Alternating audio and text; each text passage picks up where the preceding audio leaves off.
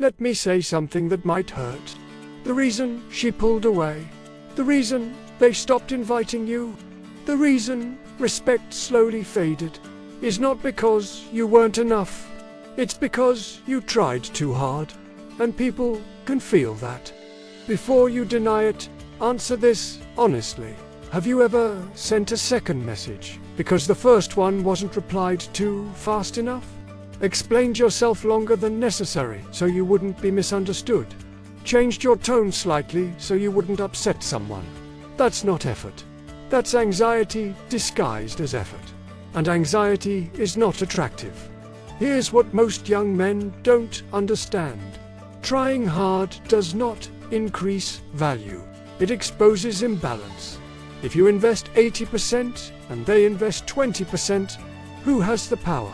If you always initiate, if you always adjust, if you always fix tension, you slowly lower your perceived status. An attraction doesn't grow downward, it grows upward.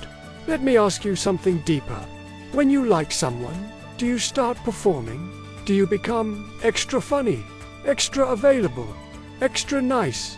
Why? Because you're afraid that being normal isn't enough.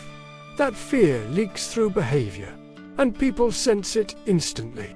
Now think about conversations. Do you rush to reply? Do you mirror their energy perfectly?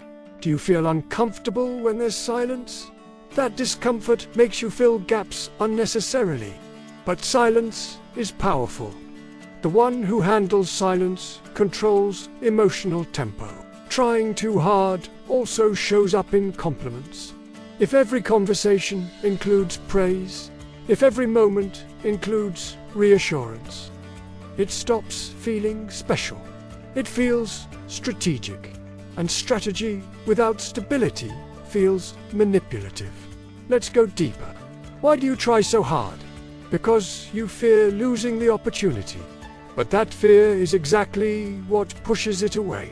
When you operate from scarcity, your behavior tightens.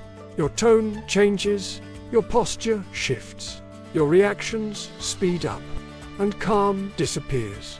Calm is attractive. Tension is not. Now imagine this. You send a message, no reply for 4 hours. What happens internally? Does your mind start creating stories? Did I say something wrong? Are they losing interest? Should I send something else? That spiral is the real problem, not the delayed reply. Emotionally stable men don't chase clarity. They observe behavior. If energy drops, they pull back. If effort decreases, they mirror it. If respect fades, they walk. No speeches, no emotional paragraphs, no overcorrections, just controlled withdrawal. That control creates mystery, and mystery increases attraction. Here's something uncomfortable. The more you try to prove you're different, the more you look like everyone else trying to prove they're different. Real confidence doesn't advertise. It exists quietly. Now ask yourself this. If you stopped initiating for 1 week, what would happen? Would they step forward? Or would silence expose imbalance? Sometimes the most powerful move is reducing effort, not increasing it. Trying too hard also appears in arguments. When challenged, do you defend quickly? Do you talk faster? Do you increase volume slightly? That micro shift signals emotional investment, and emotional overinvestment reduces leverage. Leverage creates respect. Now, I want you to understand something clearly. Effort is good. Desperation is not. Interest is attractive. Overpursuit is not. Kindness is powerful. Approval seeking is not. The difference is internal stability. If you can give effort without fear of losing, that's strength. If you give effort because you're afraid to lose, that's pressure. And pressure pushes people away. Let's fix this. From today, match energy. Don't exceed it dramatically. Pause before replying. Not to play games, but to maintain rhythm. Stop over-explaining. If they misunderstand, calmly clarify briefly.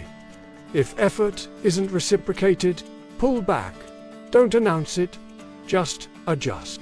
And most importantly, detach your self-worth from responses. Because the moment your mood depends on someone else's attention, you surrender power. Attraction grows in space. Respect grows in boundaries. Confidence grows in silence. Trying too hard kills all three. Now, I'll ask you something honest. Are you trying to be chosen? Or are you choosing? There's a massive difference. The man who tries to be chosen performs. The man who chooses observes. Be the observer, not the performer. If this exposed something uncomfortable inside you, good. Growth starts with discomfort. Comment balanced if you understand the shift, and if you're serious about mastering confidence, attraction, psychology, and emotional control as a young man. Subscribe.